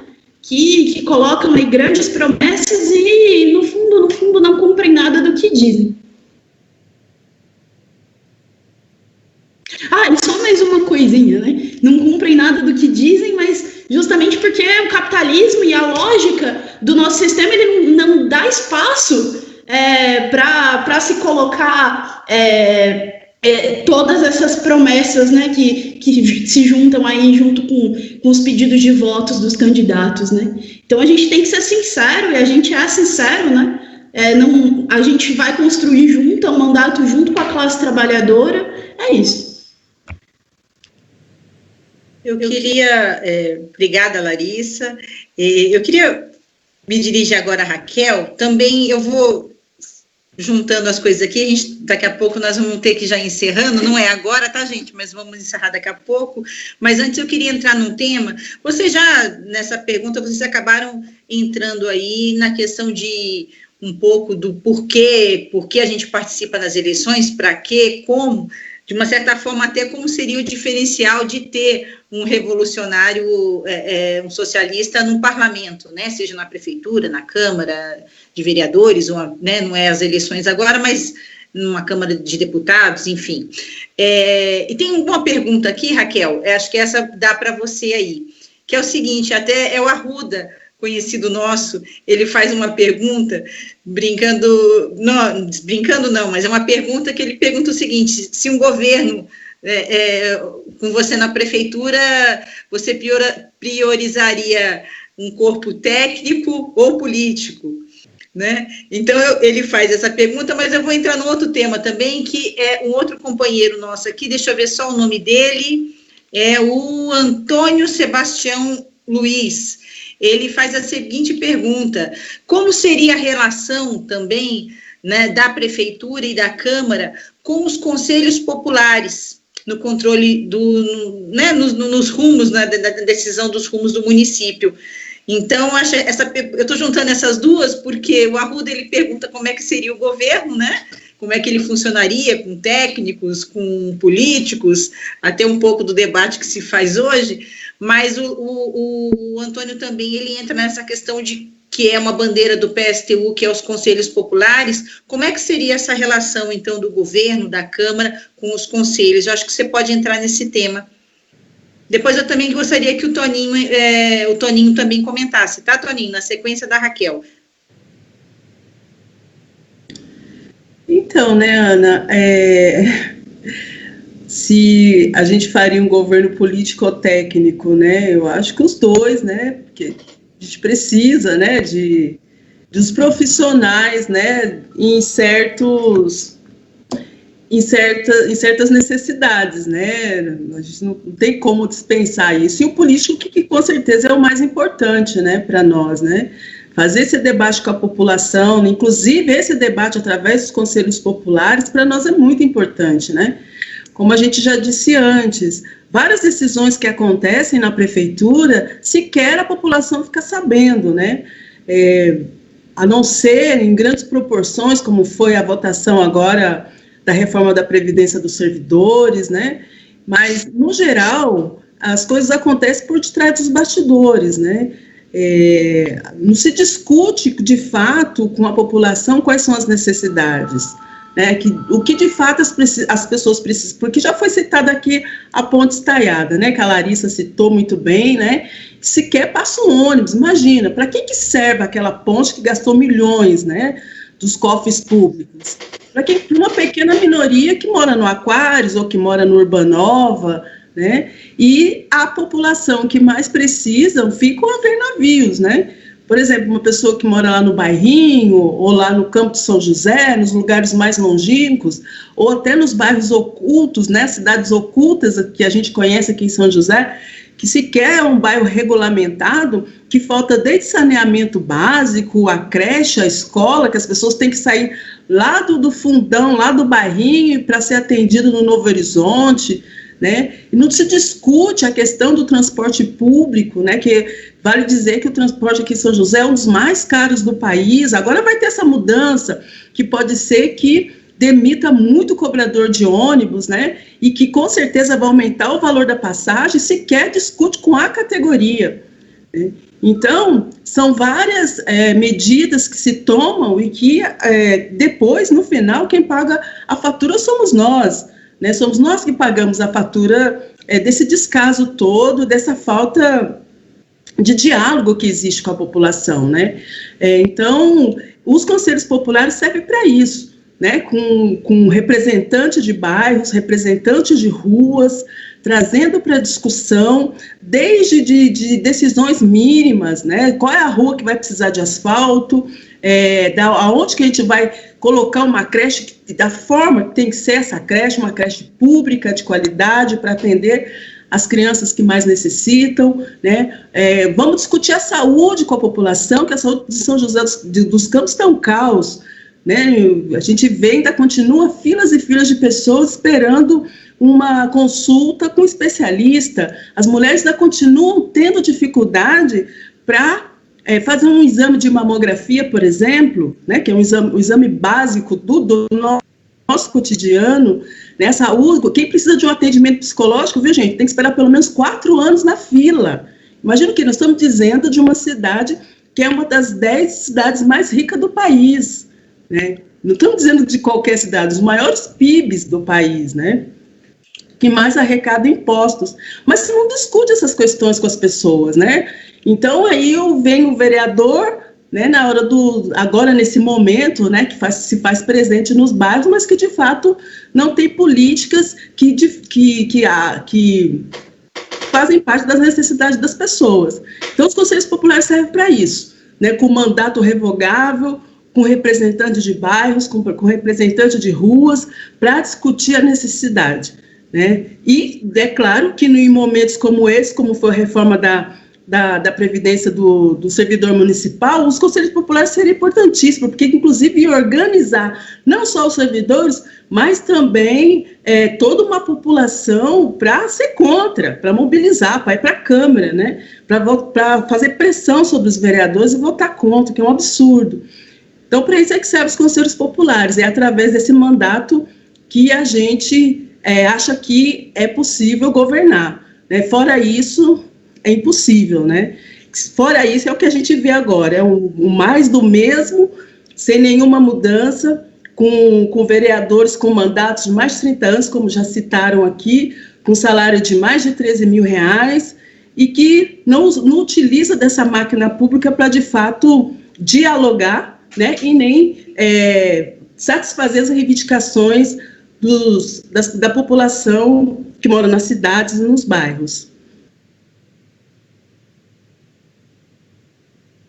Toninho? Oi, Ana. Ana, você falou que já estamos indo para os finalmente aí. Eu tenho mais uma pergunta ainda. Isso aqui poderia ter mais 2 horas de debate aí, hein? Isso, o debate está bom. Isso aqui dá muitas... Isso aqui dá muitas lives, né? Temos que voltar a isso. Então, com relação a isso, acho que a Raquel respondeu bem. Agora, imagina, hein, uma pessoa do naipe da Raquel, evidentemente, se diferente da política do Felício, da política do Carlinhos, da política desses que... Cury, imagina, Cury hoje que está fazendo no parlamento, que está fazendo na Câmara Federal, imagina, essa é a Raquel com essa fibra, essa garra que ela está demonstrando aí. E veja só, com relação aos conselhos populares, nós achamos que tudo deveria passar pelos conselhos populares, é isso que nós defendemos, e é muito simples isso. Se você for ver, hoje existe conselhos da cidade, o Comuns, por exemplo, existe conselho da saúde. A presidente do conselho da saúde não é aquele que é usuário da UBS, não é os trabalhadores da saúde, quem é presidente é da iniciativa privada. Ou seja, a iniciativa privada domina o Comuns. Existe conselho do meio ambiente. Aqui, você já ouviu falar em alguma reunião do Conselho do Meio Ambiente? Só serve para legalizar o que eles realmente querem fazer. Existe conselho para a questão do transporte. Vai ter licitação, aliás, foi suspensa, agora a Justiça suspendeu a licitação que o Felício queria fazer. O Conselho de Transporte ele se reúne de uma maneira que a população não fica nem sabendo. O usuário, aquele que anda de ônibus lotado, aquele que pega o ônibus de madrugada e paga 2, 4 ônibus por dia, ele foi convidado para participar disso? Ele participa? Não participa. Quem participa são aqueles que têm um só lado. É assim, esses conselhos existem, não servem para nada. Desde quando foi votado o Estatuto da Cidade, que se pegar o Estatuto da Cidade é uma maravilha. Estatuto da Cidade, pleno Estatuto da Cidade, a gente vive no 7º céu. É tudo maravilhoso, mas é tudo mentira, é tudo falso. Essa é a questão que sempre está colocada. O nosso conselho não é para decidir, é conselho por bairro, que o bairro decida. Por exemplo, hoje se tem... Em São José dos Campos, em algumas cidades tem, em São José dos Campos tem um restaurante popular, a comida é R$1, que nós achamos importante. Por que não se tem nos bairros? É possível, condição existe. Não se faz porque não tem interesse, não tem vontade política de fazer, porque não vai fazer coisa para pobre, faz coisa só para rico. De vez em quando faz como bom prato, mas é uma coisa só. O restante eles não fazem. Até falando sobre isso, o Conselho Popular... O centro do Conselho Popular, por que ele não discute o orçamento da cidade? Deveria discutir todo o orçamento. O PT fez uma manobra, o Gradella até já respondeu um pouco aí aos companheiros que ajudaram a fundar o PT lá atrás. O PT fez uma manobra no começo, nos primórdios do PT, dizendo que era preciso fazer o chamado orçamento participativo, ou seja, discutir o orçamento. Eles discutiam apenas 10% do orçamento, é bom que se diga. 10%, um dos melhores, que foi um pouquinho melhor que isso, foi em Porto Alegre, mas era 10%. O restante não, o restante a população não discutia, só 10%. Hoje nem 10 discute, né? nem o do PT, nem 1% mesmo, o Rui Costa na Bahia, o Camilo Santana no Ceará, onde o PT dirige, não discute nada do orçamento. Nós achamos que todo o orçamento deveria ser discutido. Até para ver, por exemplo, essa questão da ponte. Aliás, só aqui essa ponte recebeu uns 4, 5 apelidos, só nessa live de hoje. E tá até divertido essa história dessa ponte, cada hora tem um nome para ela. Aonde que ele discutiu isso? Não discutiu em lugar nenhum. Ele faz simplesmente. Eu até queria dizer o seguinte, tem gente que fala, bom, ele faz as promessas e não cumpre. Depende de que promessa. A promessa ao povo, aos trabalhadores, eles não cumprem. Mas as promessas feitas aos grandes empresários da construção, eles cumprem. A ponte estaiada, ela surgiu, a ponte estragada, o bolinho caipira, o arco da ostentação, tudo que foi falado aí, ela foi discutida antes da eleição do Felício. Não com o povo, mas com o empreiteiro que ia construir. Isso tudo foi discutido antes. Tanto é que tem dinheiro do BID, não tem dinheiro do BID, essa confusão toda. Por quê? Porque a promessa com o empreiteiro ele cumpriu. Porque é o lado dele. O dele está garantido. É quem vai financiar as campanhas. Isso está garantido. Então, essas promessas feitas aos grandes empresários, eles cumprem. Não cumprem o que falam para os trabalhadores, que isso é uma mentira, uma farsa, que eles realmente vão fazer. Então, essas obras de vulto, eles negociam tudo antes. Pode ter certeza, aqui todos aqueles que estão nos ouvindo, nos assistindo, já tem obra negociada. E mais, não é só Felício não, outras candidaturas também negociam. Não negocia com a Raquel, que essa não vai ter negociação, não tem conversa nem procura, eles sabem disso. Mas com os outros eles já negociam antes, depois eles vão cumprir. E geralmente tem as grandes empresas, eles financiam várias candidaturas, não é apenas uma, financiam várias candidaturas. Então é isso que ocorre. E por isso nós defendemos aí sim os conselhos populares, inclusive uma forma de substituir uma Câmara Municipal. Mesmo com a existência da Câmara Municipal, que os bairros possam decidir, que a população possa discutir. E olha, vou te dizer uma coisa, se der chance para que a população discuta, a população participa. Se abrir as condições para que a população possa intervir, ela vai intervir. Isso nós não temos dúvida disso. Isso já está provado a nível mundial, aonde se teve as possibilidades e libera forças da população, que é fantástica.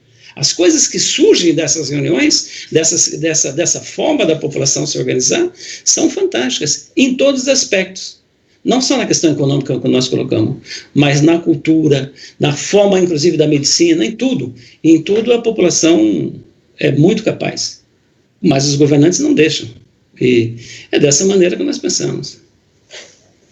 Toninho, obrigada. De fato, Toninho, esse tema nós ainda vamos fazer uma live só sobre a questão dos conselhos. Realmente dá um ótimo debate e realmente quando a população, né, os trabalhadores entenderem essa proposta, eu acho que dá para ficar com a pulga atrás da orelha e realmente ver o que é, né, quando fala não esse discurso demagógico do Bolsonaro, que fala do poder popular aí, que a gente sabe exatamente que a linha dele é poder para ele e para a família dele, né? Mas eu queria fazer uma última pergunta, antes da gente ir para as considerações finais, porque a gente já está aí com 1h10 já do nosso debate, mas eu queria fazer uma última pergunta aí, que o Gradella e a Larissa pudessem entrar, e depois a gente partir para as considerações finais de vocês, né, antes que eu faça essa última pergunta. Mas, Gradella, eu queria que a gente pegasse alguma coisa também, ainda tentando demarcar a questão dos socialistas e as eleições, mas a gente também fizesse uma comparação com outros dois projetos, que a gente tem um projeto, dentro da esquerda, inclusive, a gente tem visões diferentes, né, do que seria... do que se aponta, né? Nós temos aí um projeto de conciliação de classes que foi implementado e é defendido ainda hoje pelo PT. Nós temos o PSOL, por exemplo, né? Pelo menos o candidato em São Paulo do PSOL fala na revolução solidária, né? Que também é um termo novo, digamos assim, de proposta de saída para a sociedade, que é uma revolução solidária. E também nós temos, e tem também a ultradireita, né? A direita que ainda tenta se cacifar dentro dessa linha do Bolsonaro, tentando capitalizar ainda esse sentido, essa revolta da população, essa desilusão e questionamento que os trabalhadores e a população faz do sistema que a gente vive. Como é que você vê isso, essas diferentes propostas? Eu queria que você e a Larissa pudessem comentar rapidamente sobre esses temas, obviamente dentro aí da resposta que vocês forem dar, para a gente ir depois para as considerações finais de cada um de vocês novamente. Viu, Ana? É importante que a gente discuta agora, e aí aos companheiros que estão nos ouvindo, o seguinte: a questão que se um partido com propostas reformistas de trabalhar para toda a população, se fosse viável e se garantisse realmente um período de desenvolvimento, o país se tornasse menos desigual, esse debate podia ser feito há 15 anos atrás. Nós já tivemos aí os 14 anos de PT mostrando que o quê? Que uma proposta pelo meio termo, uma proposta daqueles que se propõem a governar, sim.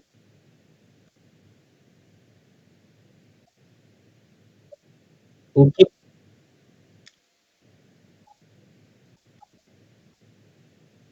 Ok.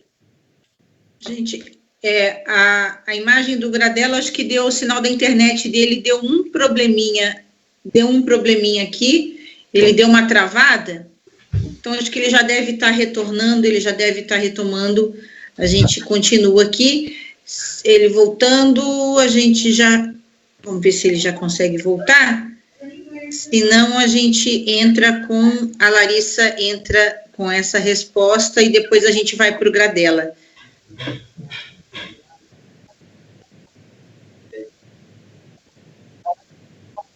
Isso, então vai ter que ser você, Larissa, vamos lá? Que o Gradella vai ter que desligar e entrar de novo, aí vamos com você, então.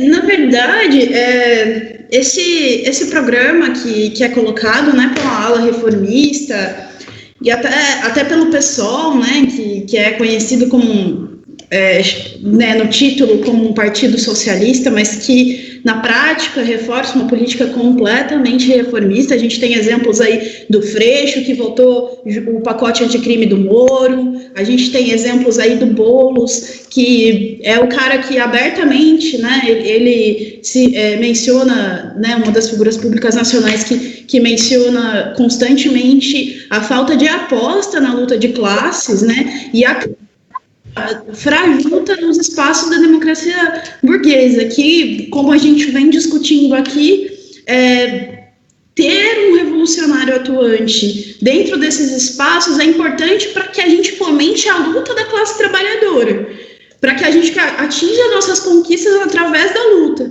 E ocupar esses espaços é justamente possibilitar que a gente consiga ampliar ainda mais a nossa luta. E o programa desses reformistas, ele não aposta na luta das classes trabalhadoras. Inclusive, a gente tem o pessoal como financiado pelas grandes empresas, então seus mandatos vão ter que cumprir a lógica, vão ter que tá a favor aos interesses dessas empresas, né, como a corrente do mês, que é financiada pela Gerdau, e diversas outras situações, o PT que recebe aí financiamento de outras grandíssimas empresas. Então a lógica de seus mandatos não está a favor dos grandes empresários e não da classe trabalhadora. Diferentemente disso, o PSTU, a gente constrói a campanha independentemente, a gente é um partido independente, um partido que as nossas candidaturas são militantes, atuantes do movimento negro, atuantes das mulheres, atuantes do movimento de professores, atuantes do movimento operário. A gente se constrói nas bases, então a gente vive a realidade da classe e é isso que a gente grandemente se difere, né, dessa farsa que é colocada pelos reformistas. E muito além disso, disso, né, o que se diz e o que se caracteriza hoje na conjuntura, nas falas dos partidos reformistas, é que hoje a gente vive uma revolução solidária, né? Na verdade, hoje a gente está vivendo um momento em que a desigualdade ela está muito escancarada. Então, os nossos direitos eles estão sendo retirados numa brincadeira que a gente pisca os olhos e um novo direito, a legitimidade do desemprego ela está colocada, a juventude está cada vez mais precarizada, sem perspectiva nenhuma, não só na cidade, mas no país inteiro, e dizer que a revolução solidária ela está colocada, que o reformismo ele está trazendo grandes conquistas no momento de pandemia, onde a gente está cada vez mais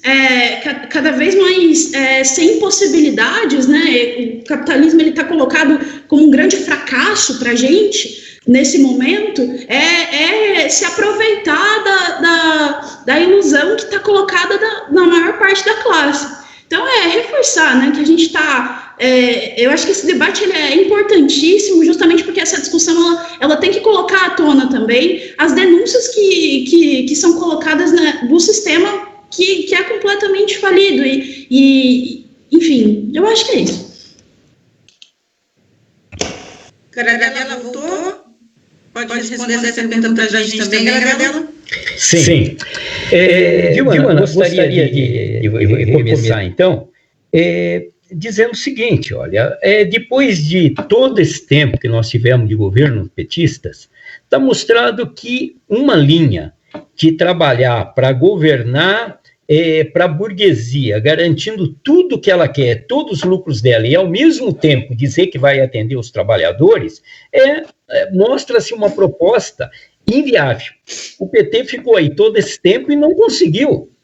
Nessa linha, ele fez o quê? Garantiu que os bancos lucrassem muito, garantiu que empresários tivessem lucros estrondosos nesse período e não conseguiu diminuir a desigualdade social. Os trabalhadores tiveram lá algumas coisinhas, foi um Bolsa Família, foi uma verba para a linha branca, comprar algumas coisas, o Minha Casa Minha Vida, mas tudo planos onde os trabalhadores ficaram com algumas migalhas, enquanto os bancos continuaram com lucros altíssimos, enquanto a burguesia continuou cada vez lucrando mais. Tanto que o PT tinha o apoio de toda a burguesia. O PT não se recusou, durante todo o tempo que esteve no governo, a, por exemplo, enfrentar a questão da dívida pública desse país, que consome 40% dos impostos que nós pagamos. Quando você compra alguma coisa hoje, 40% daquilo lá vai para a dívida pública, quer dizer, vai para que os banqueiros que investem em títulos do governo ganhem dinheiro. E cada vez lucram mais com isso daí. E nós estamos vendo que na última eleição, o PT já estava queimado, mas não se atrevia a mexer nisso. Tanto que a Dilma, enquanto era presidente, vetou quando se falava que precisava fazer uma auditoria nessa dívida pública. Foi aprovado na Câmara dos Deputados e a Dilma vetou isso daí. E na última eleição, o PSOL entrou e o seu candidato a presidente, o Boulos, também não colocou no seu programa que iria fazer uma moratória, uma auditoria nessa dívida pública.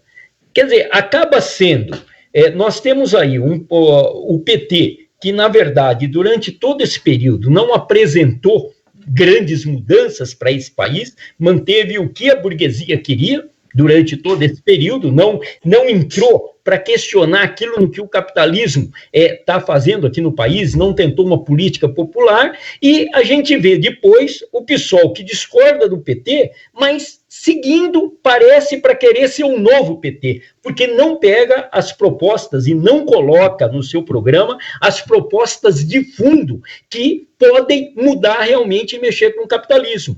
Então, até, quer dizer, quando o Arru está falando lá da questão do político-técnico, pode ser político-técnico, desde que seja trabalhador, desde que esteja do nosso lado. O problema é que a política hoje, e nós temos companheiros muito bons que estão aí na base do PSOL, que defendem que essa dívida pública não pode ser paga da maneira como ela está sendo feita, que é uma expoliação de todos os trabalhadores, ela teria que pararmos com o pagamento dessa dívida, não podemos pagar mais, mas o partido não segue esse programa. Então, há um retrocesso, na verdade, nós estamos vendo que aqueles partidos, os limites que tem a atuação reformista dentro disso. Nós não queremos esses limites. Nós não vamos estar nos ligando a esses limites. Nós não vamos querer o quê? Colocar que no programa de saúde nós temos que garantir de qualquer maneira que a SPDM continue à frente do Hospital Municipal administrando. Nós não queremos isso daí. Nós não vamos estar em nenhum momento dizendo o seguinte, não, o plano de obra vai ser dado porque as empreiteiras têm tal obra que querem fazer. Não é isso que vai fazer. O que vai fazer um governo da Raquel, um governo ligado à classe trabalhadora como nós queremos, é o quê? É ouvir os trabalhadores, ouvir os conselhos populares e seguir o que interessa à classe trabalhadora. Nós vamos administrar de maneira totalmente diferente do que nós temos aí.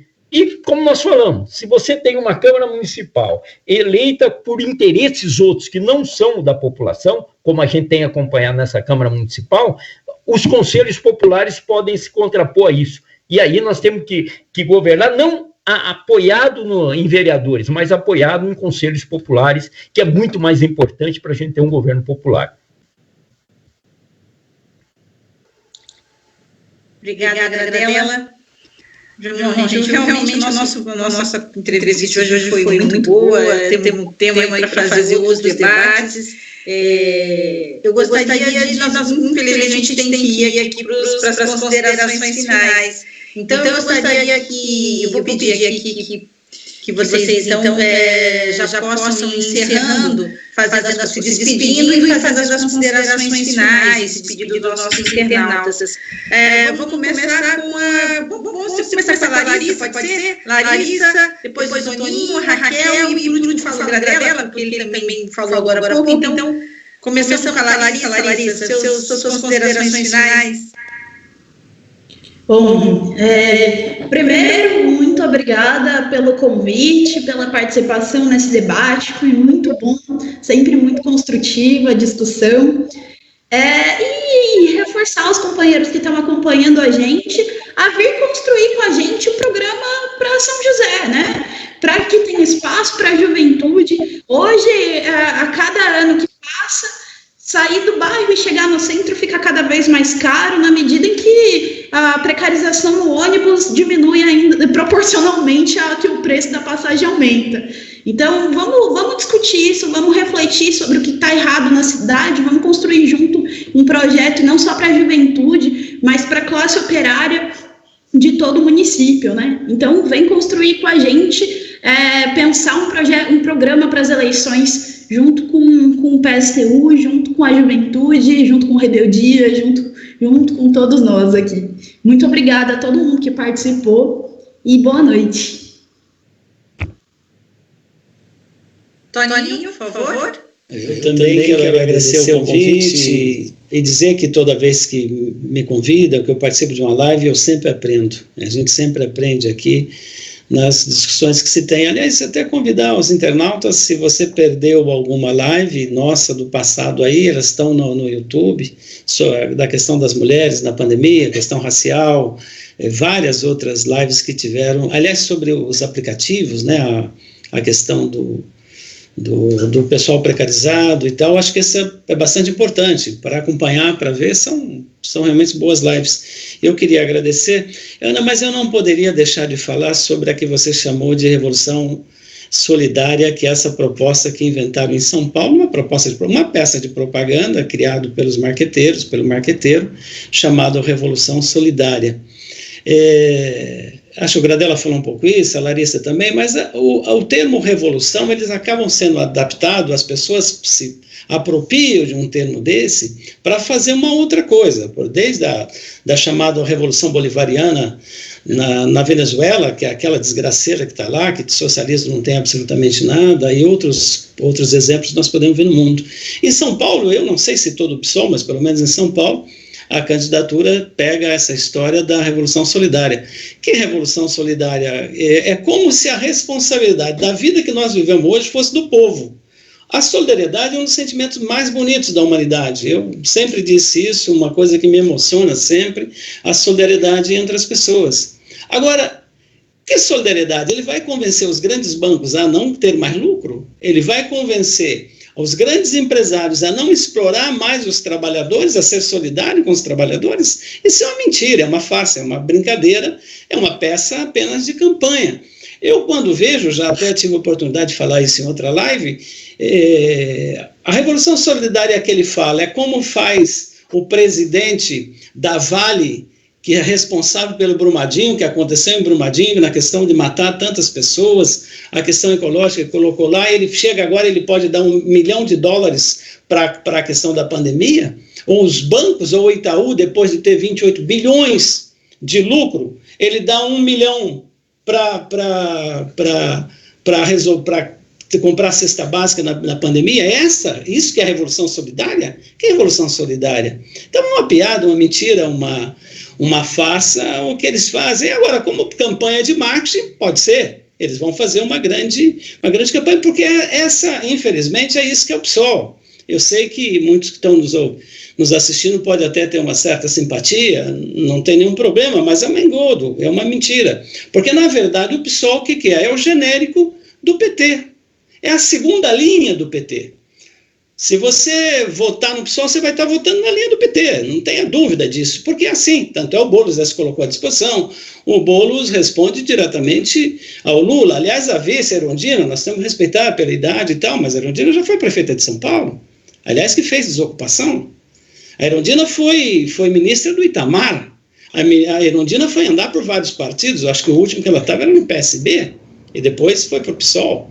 Essa Erundina, nós temos também que ver as coisas, dizer as coisas como elas são. Esse é um dos princípios nossos do PSTU, dizer as coisas como elas são. Não podemos dourar a pílula. E a Revolução Solidária é nada mais do que isso, é uma peça de marketing que é uma mentira. Se ele for prefeito de São Paulo, com a Revolução Solidária não resolve nada, a população vai continuar exatamente como está. Por isso que nós defendemos que é preciso ter as rupturas, senão não tem saída. Mas também aproveitando, você já falou, Ana, mas como na qualidade de presidente do partido não ia poder deixar de falar, que a nossa convenção é dia 31, às 18 horas, nossa convenção é dia 31, 18 horas, é a primeira convenção na cidade, creio, não vi que outro partido tenha marcado, é a convenção, porque se abre no dia 31 e vai ser absolutamente online, né, por causa da pandemia. Nós que estamos defendendo o lockdown, estamos defendendo a quarentena, para acabar com a pandemia é preciso ter o distanciamento social, o isolamento social, nós não vamos fazer uma convenção presencial. Ela vai ser virtual e nós convidamos todo mundo a participar. Votar só vota afiliados, mas os outros, quem sabe, a gente arruma uma forma de poder participar para ouvir a Raquel, para ouvir o Gradella, para ouvir a Larissa, para ouvir o Serginho, para ouvir o Selvo, para ouvir a Janaína, para ouvir a Alessandra, para ouvir o Mancha, e por que não dizer para me ouvir também? Então, queremos convidar todo mundo a essa nossa convenção no dia 31 de agosto, esse mês, daqui a 15 dias, tá bom? Um abraço a todo mundo que nos acompanha até agora, um abraço a vocês, e é sempre bom ver vocês. Valeu, muito obrigado. Gradella, suas considerações na sequência, Raquel?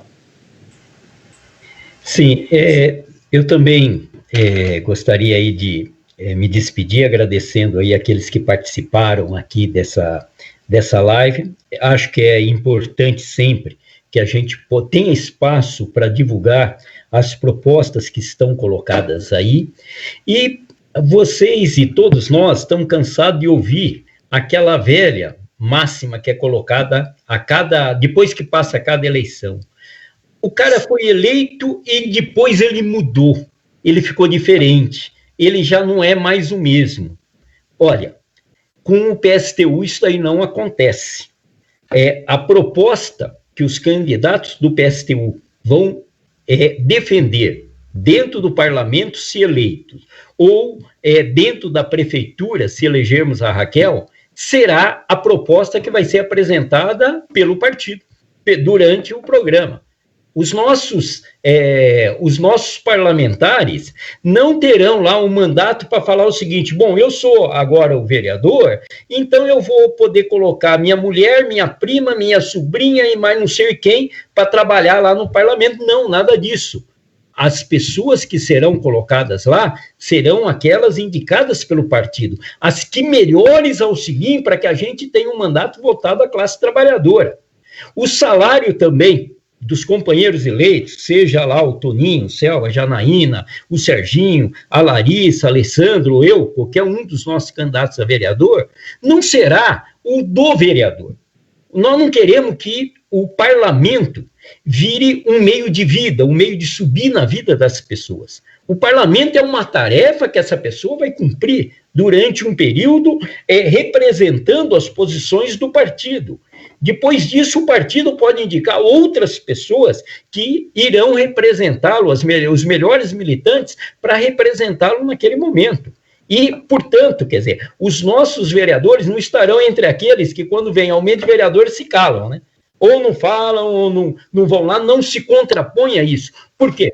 Os nossos vereadores estarão lá, sabem que vão continuar recebendo, durante o seu tempo de parlamento, aquilo que ganham hoje, na sua vida, no seu trabalho, na sua função, cada um na sua função, vão continuar recebendo isso daí, e para o quê? Nós não queremos que isso daí vire uma maneira de apenas de ascensão social das pessoas. Não é esse o objetivo quando nós lançamos alguém para algum cargo parlamentar. Então, vocês podem confiar, quer dizer, nós temos aí uma posição muito séria. Os nossos candidatos, quando a gente escolhe, são companheiros que estão provados na luta. E por isso que nós, na nossa convenção, vamos apresentar para vocês o que é cada companheiro desses, o que cada um deles está, vamos dizer assim, pode fazer, qual o setor que representa, mas todos eles têm um compromisso com o mesmo programa, com a mesma prática, com a mesma atuação. Com certeza estarão sempre do lado dos trabalhadores.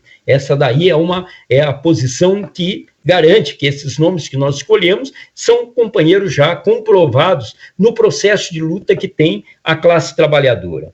Quero dizer também o seguinte, quer dizer, as eleições vai ser um período de debate, mas nós não queremos só a eleição passa, a eleição a partir de novembro, mas o partido vai continuar, a luta dos trabalhadores vai continuar, e nós queremos que você venha nos ajudar nessa luta, venha nos ajudar a construir uma proposta socialista, a fazer uma mudança nesse país, onde os trabalhadores realmente sejam ouvidos. Não dá mais, quer dizer, o capitalismo já mostrou que não tem condições de atender ao que interessa hoje para a população, seja ela num país qualquer, seja ela numa cidade, numa região. Então, nós queremos que você também venha nos ajudar a construir o PSTU. Nós vamos aproveitar toda essa campanha para construir uma proposta socialista. E é isso que nós queremos, que vocês todos que estão aí, e que a gente leve para os locais de trabalho, para que a gente consiga trazer. Nós queremos sair dessa campanha mais fortes. Não mais fortes apenas em elegendo alguém ou não. Nós queremos sair mais fortes, significa o quê? A proposta socialista mais forte no meio da classe trabalhadora. Então é isso, gente, agradecemos aí, deixamos aí o boa noite aí, e nós vamos estar juntos daqui, como sempre estivemos até agora nas lutas. As eleições é uma parte importante dessa luta, e nós queremos estar com todos vocês aí junto nesse processo. Muito obrigado. Suas considerações, Raquel? Bom, quero agradecer, né, por estar aqui, é sempre muito importante, né, poder compartilhar esse momento com militantes tão importantes para a nossa organização, que são o nosso patrimônio, o nosso bem maior é a nossa militância, né.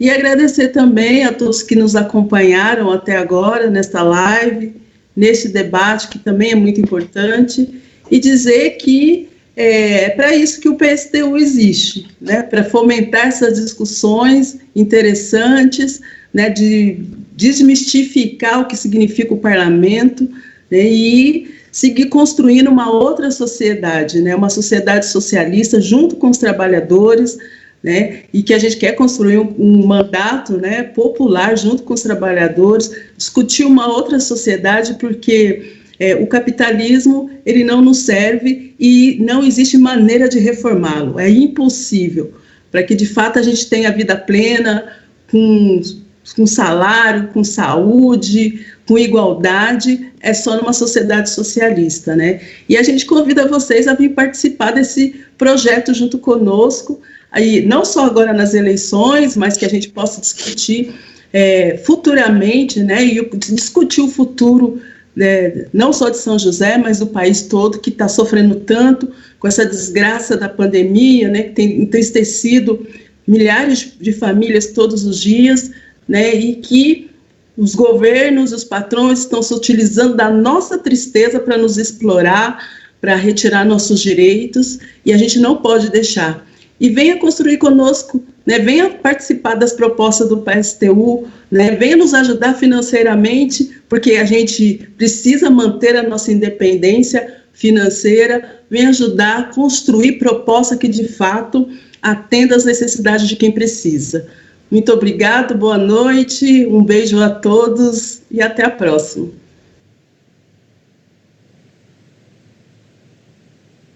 Obrigada a participação de vocês, Raquel, Larissa, Toninho. Foi uma noite de mais ótimo bate-papo, uma entrevista de muita qualidade. Boa noite a todos, agradeço a todo mundo que nos acompanhou até esse horário. Lembrando que ainda hoje vai estar disponível no canal do YouTube, no PSTU Vale, a íntegra, né, dessa live de hoje. Também, na próxima semana, nós não teremos a nossa live semanal, né, nós vamos estar preparando a nossa convenção. A nossa convenção, então, já avisando a todos, vai ser no dia 31 de agosto, vamos fazer um ato de lançamento das candidaturas do PSTU em São José dos Campos, então vai ser no dia 31 de agosto, convidamos desde já, né, todos para que possam também estar presentes e acompanhar esse ato político que nós vamos realizar, ok? Então, muito obrigada e até a próxima.